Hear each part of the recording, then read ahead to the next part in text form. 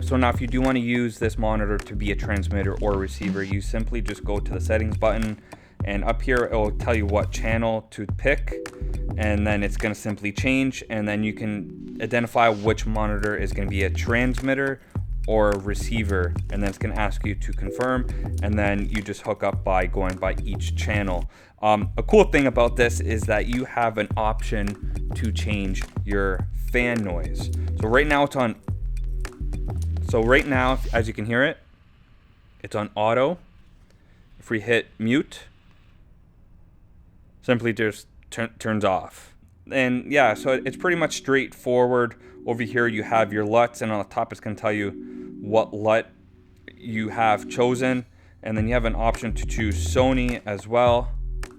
So this is with both monitors hooked up to the A7 IV. Now we currently have the Shinobi hooked up through HDMI to the camera, and right here is the Hollyland. One thing I forgot to mention is that with the Shinobi, we can actually flip this monitor upside down because the HDMI is only on this side. On the Hollyland, we can't really flip it around because we have the antennas on top, which I find that sometimes I do have to flip this around depending if I want the monitor faced towards me. I can literally just go into settings and go into the monitor and flip it. With the Hollyland, I won't be able to do that because of the antennas on top. That's also one thing to keep in mind with this monitor. You do need to only hook it up here, but you can actually hook it up on that side as well, which is pretty cool. On the Shinobi, you can't really hook it up onto the one side. You are really only stuck attaching it through the bottom and on the top. And I'm pretty sure they did come out with a handle for the side for the Hollyland Mars M1 to use as a director's monitor, which is also a cool thing. But yeah, so this is what the monitors look like side by side. So now I'm going to hook it up first and try to give you guys a first impressions of the quality. So I'm going to disconnect this, and we do have to find the HDMI in, which should be this one. Right away when I plugged it in, I just kind of heard a fan.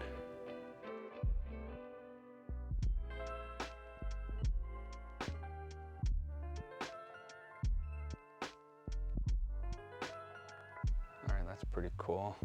So right away it tells you the signal that we're doing on the top, which is HD.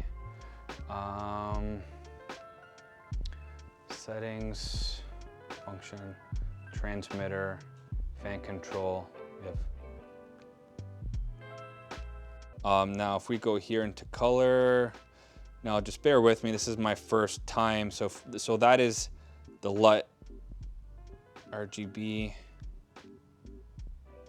So these are built in. So we have right away, we have Sony S-Log LUTs right there, S-Log 2. I feel like that one's probably the best right out of the box. Mars M1 actually looks a little bit sharper, more clean. It looks like a cleaner feed. It looks like I'm actually watching a TV, if that makes any sense, as to where the Shinobi looked a little bit more matted. Not too sure if that even makes sense. But that's pretty cool that we got the S-Log. Now I'm not too sure. So we have Canon log built in, and then we have a Canon C log. Then F3 is the S-Log, and the S-Log 2, and then S-Log to that. But I actually prefer this one.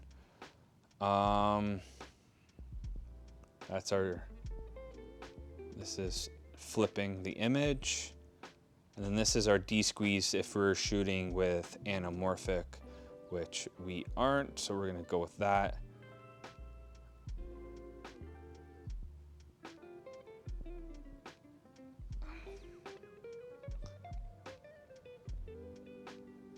have to toggle that to turn it on.